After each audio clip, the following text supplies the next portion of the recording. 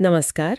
आज हम एक दिलचस्प देश रोमानिया की गहराइयों में उतर रहे हैं। जी, ये दक्षिण पूर्वी यूरोप में है। जी हमारे पास जो जानकारी है उसके आधार पर हम समझने की कोशिश करेंगे कि क्या है इस देश की कहानी, मतलब इसका भूगोल, इतिहास, आज की क्या स्थिति है। हाँ, और ये जानना भी जरूरी है कि रोमानिया सिर्फ अपने इतिहास के लिए ही नहीं जाना जाता। आज वो यूरोपीय संघ का सदस्य है, हाँ, नेटो का सदस्य है, संयुक्त राष्ट्र का भी। तो मतलब आज की यूरोप में उसकी एक अपनी जगह है, एक अहमियत है। बिल्कुल। तो चलिए भूगोल से ही शुरू करते हैं। राजधानी तो बुखारेस्ट है जी और इसके पड़ोसी उत्तर में यूक्रेन है, पूरब में मोल्दोवा और काला सागर भी, दक्षिण में बुल्गारिया और पश्चिम की तरफ देखें तो सर्बिया और हंगरी लगते हैं। हाँ, काफी देशों से घिरा हुआ है। और जमीन भी काफी अलग अलग है, जैसे कार्पेथियन पर्वत है हाँ, वो तो बहुत बड़ी पर्वत श्रृंखला है रोमानिया के बीचों बीच। और ट्रांसिल्वेनिया का पठार भी है, और पूरब में वो डैन्यूब नदी का डेल्टा। बिल्कुल, डैन्यूब डेल्टा यूरोप का दूसरा सबसे बड़ा डेल्टा है वो। और नदियां भी हैं जैसे ओल्ट, मुरेश। और ये सिर्फ नाम नहीं है, सोचिए कार्पेथियन पहाड़ों ने कैसे सदियों तक असर डाला होगा वहां के जीवन पर, रास्तों पर। सही है। एक तरह से सुरक्षा भी दी होगी। और डैन्यूब डेल्टा वो तो कमाल की जगह है, मतलब यूनेस्को वर्ल्ड हेरिटेज साइट है। अच्छा। हाँ, अद्भुत बायोडाइवर्सिटी है वहां। और रोमानिया की ये लोकेशन, मतलब दक्षिण पूर्वी यूरोप में होना, काला सागर और मध्य यूरोप के बीच, ये हमेशा से ही इसे रणनीतिक तौर पर महत्वपूर्ण बनाता आया है। अच्छा, तो ये तो हुई भूगोल की बात। अब थोड़ा इतिहास देखें। सुना ये इलाका बहुत पुराना है, कोई डेशियन साम्राज्य था यहाँ? जी बिल्कुल, डेशियन साम्राज्य था, काफी ताकतवर। लेकिन फिर 106 ईस्वी में रोमन साम्राज्य ने इसे जीत लिया। ओह, तो रोमन प्रभाव रहा है। बहुत गहरा। इसका सबसे बड़ा सबूत तो रोमानियाई भाषा है। हाँ, वो कैसे? देखिए आसपास तो स्लाविक भाषाएं ज्यादा है ना?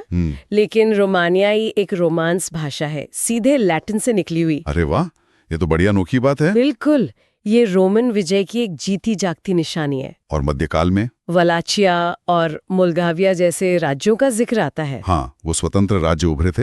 हालांकि उन पर आसपास की बड़ी ताकतों का, जैसे ऑटोमन साम्राज्य का असर रहा। लेकिन आधुनिक रोमानिया की कहानी असल में शुरू होती है 1859 से। अच्छा, जब मोल्दाविया और वलाचिया एक हुए। हाँ बिल्कुल, उनका एकीकरण हुआ। और फिर 1877 में ऑटोमन साम्राज्य से पूरी आज़ादी मिल गई। ये बड़े कदम थे एक राष्ट्र बनने की दिशा में। लेकिन इतिहास रुका नहीं। पहले विश्व युद्ध के बाद तो ट्रांसिल्वेनिया जैसे इलाके भी रोमानिया में शामिल हो गए। जी हाँ, रोमानिया का नक्शा काफी बदल गया था पहले विश्व युद्ध के बाद। पर दूसरे विश्व युद्ध में तो काफी उथल पुथल हुई होगी। सुना है पक्ष भी बदले था रोमानिया ने। बिल्कुल, वो दौर बहुत मुश्किल था। पहले एक्सिस शक्तियों के साथ थे, फिर मित्र राष्ट्रों की तरफ आ गए। इसका देश पर बहुत गहरा असर पड़ा। और फिर युद्ध के बाद? युद्ध के बाद तो समझिए पूरी तस्वीर ही बदल गई। रोमानिया पर सोवियत संघ का प्रभाव आ गया और 1947 में जो राजशाही थी उससे खत्म कर दिया गया। और कम्युनिस्ट शासन आ गया? हाँ, कम्युनिस्ट शासन स्थापित हुआ और ये दौर लंबा चला, करीब 40 साल से ज्यादा। और फिर आई 1989 की क्रांति। वो तो बहुत बड़ा मोड़ था, चाउसेस्कू का शासन खत्म हुआ। निसंदेह, वो सिर्फ एक सरकार का बदलना नहीं था, वो दशकों के बाद एक तरह की आजादी की पुकार थी। कम्युनिस्ट शासन ने समाज पर, लोगों की सोच पर, हर चीज पर बहुत असर डाला था। तो 1989 की क्रांति के बाद लोकतंत्र की वापसी हुई, यूरोप से फिर से जुड़ने की कोशिश शुरू हुई। लेकिन उस दौर की छाप आज भी महसूस होती है। तो आज वहां की राजनीतिक व्यवस्था कैसी है? आपने कहा अर्धराष्ट्रपति गणराज्य, इसका क्या मतलब हुआ? हाँ, अर्धराष्ट्रपति मतलब जैसे फ्रांस में है समझिए। इसमें राष्ट्रपति और प्रधानमंत्री दोनों के पास अहम शक्तियां होती हैं। अच्छा। राष्ट्रपति जो अभी क्लाउस योहानेस हैं, वो ज्यादातर विदेश नीति, सुरक्षा जैसे मामले देखते हैं। और प्रधानमंत्री मार्शल सियोलाको, वो और उनकी कैबिनेट रोज का कामकाज संभालते हैं। तो शक्ति बटी हुई है। जी, बटी हुई है। कभी कभी इसमें थोड़ी खींचातान भी हो सकती है, लेकिन सिस्टम यही है। और मुख्य राजनीतिक दल कौन से? मोटे तौर पर दो नाम ज्यादा सुनने में आते हैं। एक सोशल डेमोक्रेटिक पार्टी पीएसडी, जो थोड़ी मध्य वामपंथी है। और दूसरी नेशनल लिबरल पार्टी पीएनएल, जो मध्य दक्षिणपंथी मानी जाती है। सत्ता अक्सर इन्हीं के इर्द गिर्द घूमती है। चलिए अब जरा अर्थव्यवस्था की तरफ देखें। 2024 का जीडीपी का अनुमान है करीब $350 बिलियन। कौन से उद्योग चल रहे हैं वहां? देखिए, ऑटोमोबाइल सेक्टर काफी महत्वपूर्ण है। खासकर विदेशी निवेश के बाद।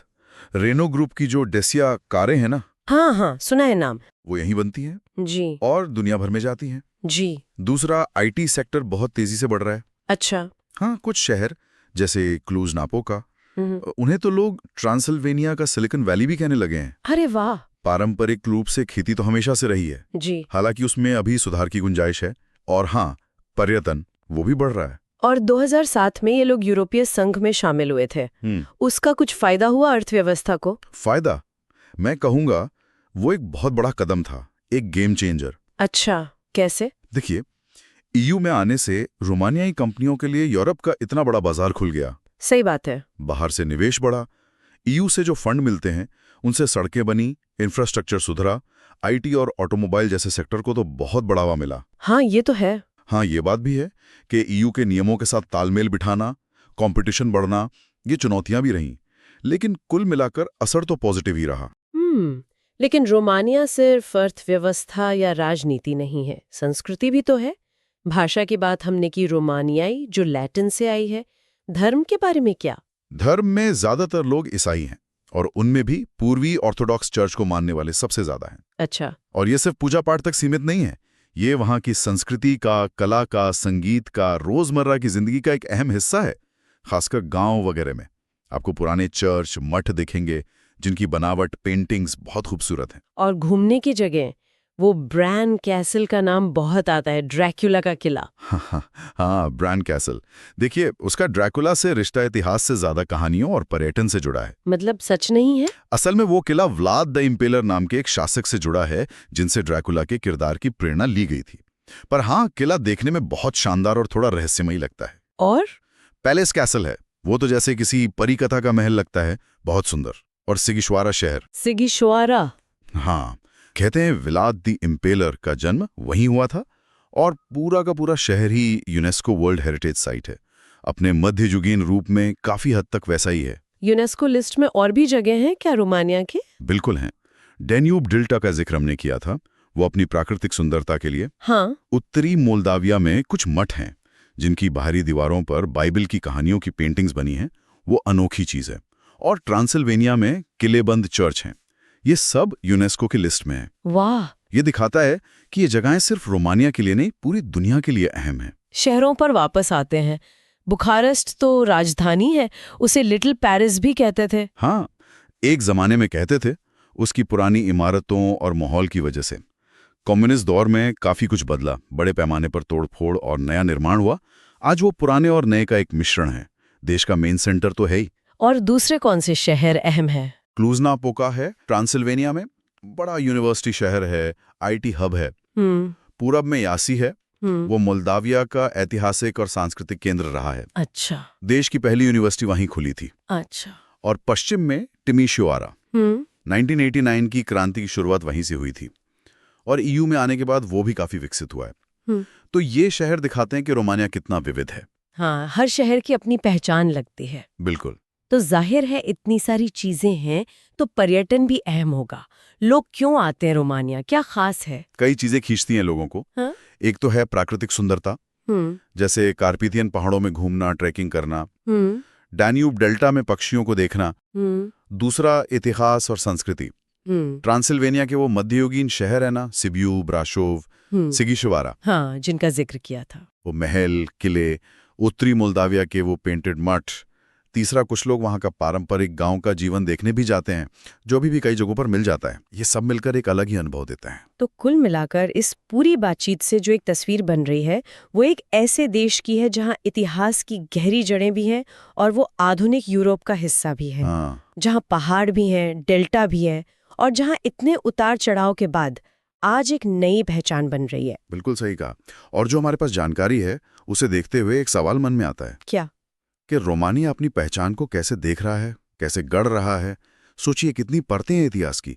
डेशियन और रोमन जड़ें, फिर मध्ययुगीन राज्य, ओटोमन साम्राज्य का प्रभाव, फिर एक राष्ट्र का बनना, 2 विश्व युद्ध, फिर वो लंबा कम्युनिस्ट दौर। हाँ, बहुत कुछ सहा है। और अब यूरोपीय संघ का सदस्य बनकर भविष्य की तरफ देखना।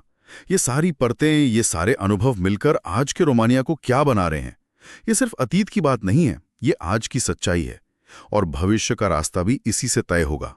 ये देखना वाकई दिलचस्प होगा कि रोमानिया इन सब प्रभावों को साथ लेकर यूरोप में अपना रास्ता कैसे बनाता है।